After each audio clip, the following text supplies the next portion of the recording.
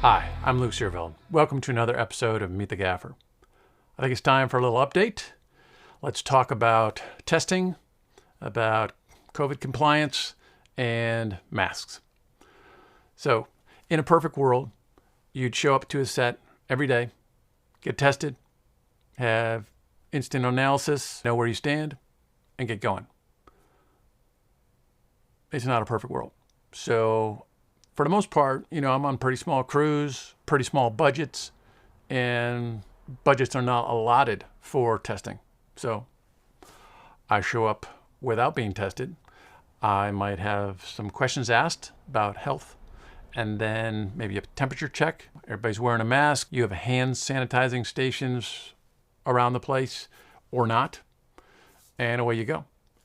On a job a while back, it was a single day job, but they asked everybody to get tested. And how they did that was they sent you a self-test. So about a week in advance, you got a FedEx package, you open it up, there's a little vial in there and a swab, and put it in one nostril, rotate it around 3 times, put it in the other nostril, rotate it around 3 times, put it in the vial, and wrap it all up again in the return box, and it goes off to North Carolina, across the states, and in 2-3 days, you know the result. Now, first time I did it incorrectly because, well, it wasn't super clear. I followed the directions and all, but still, I did it wrong because I'm an idiot.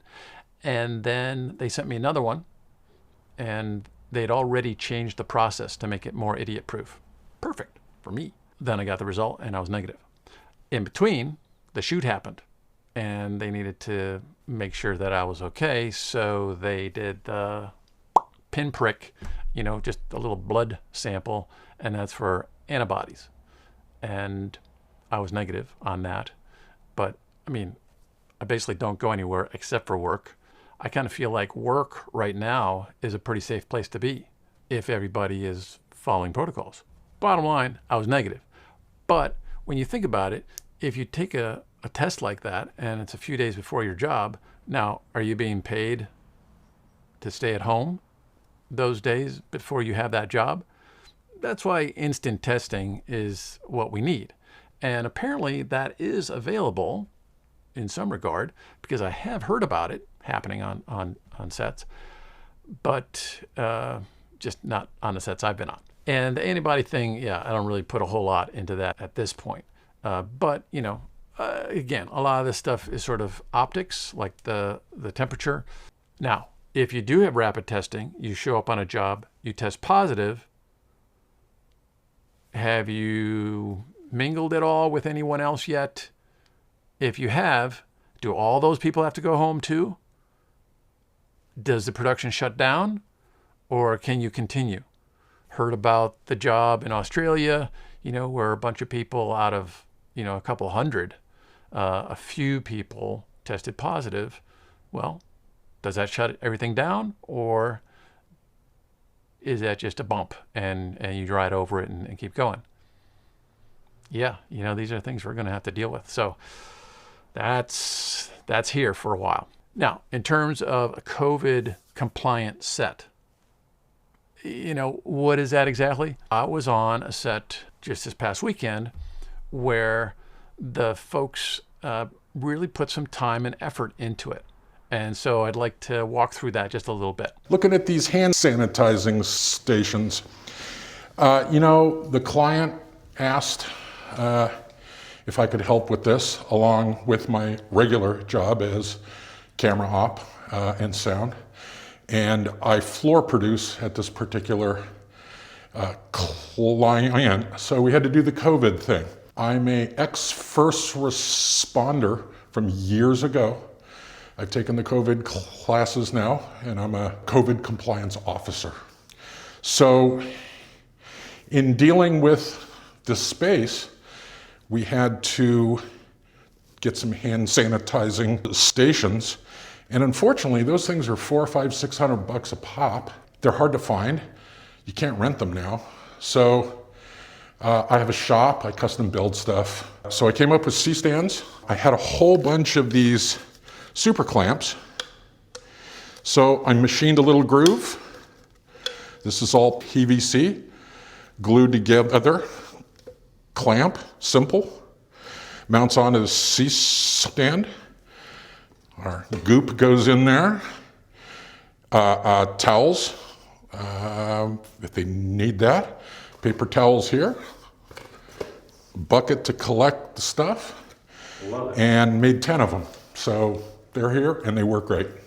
So part of our partitions for the COVID stuff is, this is our green room. And some folks may eat here, or they may have guests that are going to come while we do their shoot.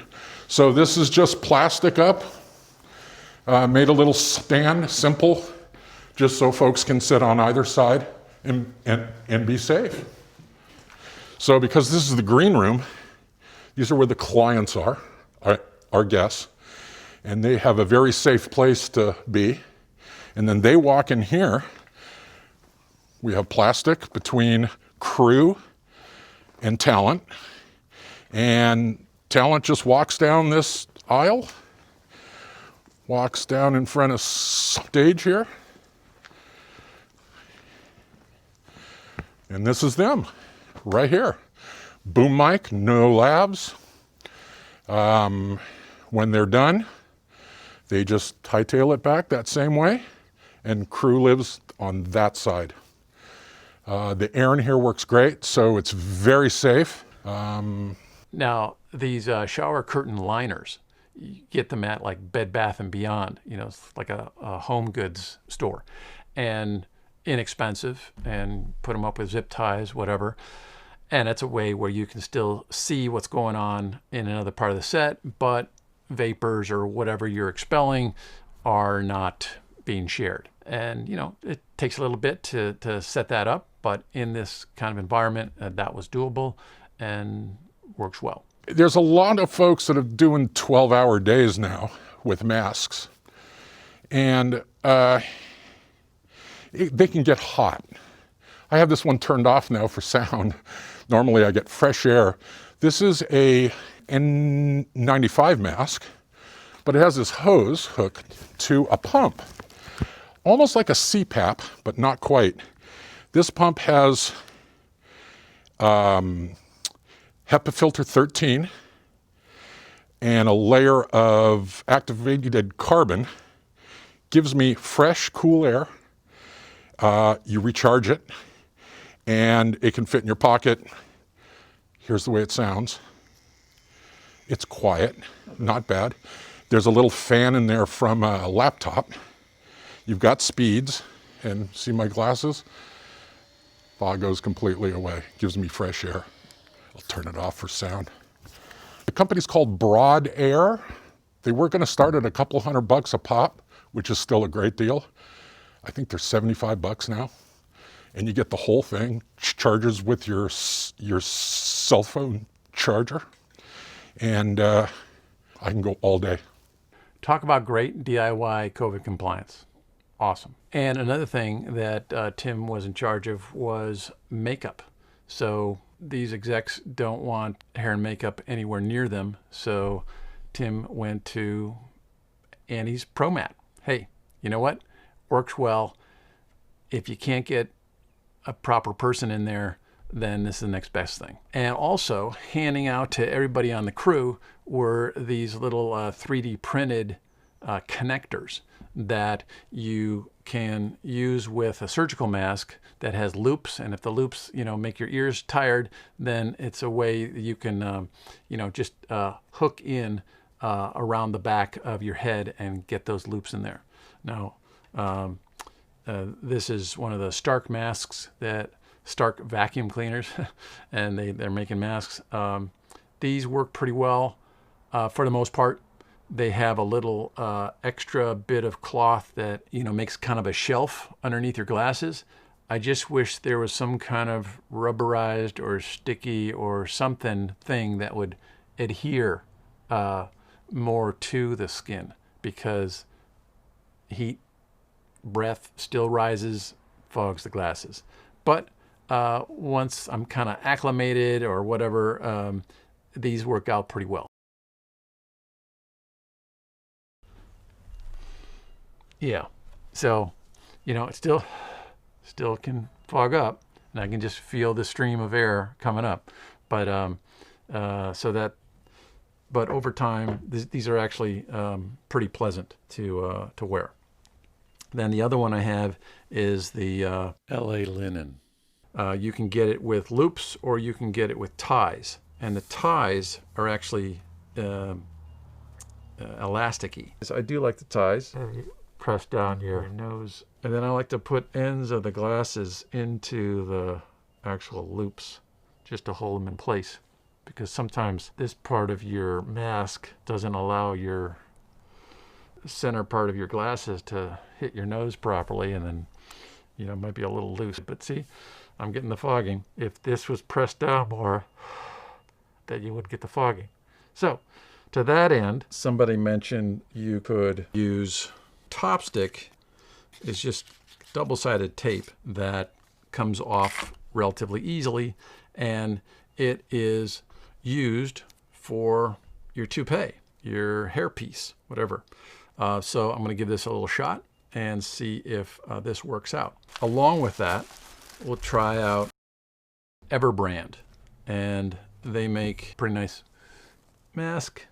It's got loops that you can pull tighter, and they're elasticy. It comes under the chin, has a nice metal band for the nose. Not too bad. And then if I put my glasses on, yeah, actually not too bad. But to be extra safe, let's try. I'm going to use the teleprompter as a mirror so I can figure this out. Under the eye, other side, put it underneath there. I don't know. And then we'll press it in. Seems like a lot of work, but seems pretty clear. Hey, maybe that's a solution. Thanks for watching. We'll see you again next time.